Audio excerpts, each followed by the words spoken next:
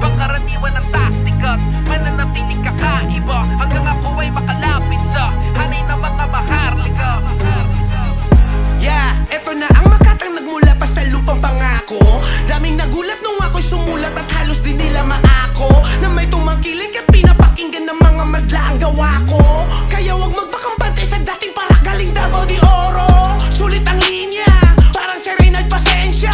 Kada patak ng tintay tatatak at batak sa paggawa ng obra. Mga tunay lang aking isasama, di na kailangan ng maraming tropa. Kung peke lang din na takot masapawan, maiwan ka dyan, yun din puga ka. Daming nangyari sa aking biyahe, lahat kinaya ko.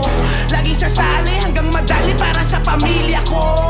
Bitbit palagi mga bagahe at karanasang nabuo. Sa halip na itabit huminto, ay mas pinatulin ko pa ang takbo ng aking karera na iniingatan ko rin malamang. Kahit maghera ng letra ay makikipagsabayan ako sa mga yan. At kung papalarin ay handa naman na lumipad dyan ng mapaunlakan ko kayo sa mismong inyong harapan. At mapatunayan kabilang ako dyan na isang maharlika. Dati pa, di bang karaniwan ang taktika. Sa totoong buhay ay tinataglay ang pagiging tunay na mandirigma. Kaya mag-ingat kapag umasinta, tinatamaan kahit konting hibla. Sa pulka pa rin dumistansya ka man ng 155 di pa.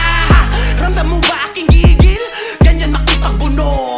At wag na wag magpapapigil, hayaan mo lagi na kumukulo. Kaya malabong titigil kasi alay ko dito pawis, pagod at dugo. At wag ka nang magtaka kung merong isang maharlikang tulad kong nakaupo. Hanggang sa makaisa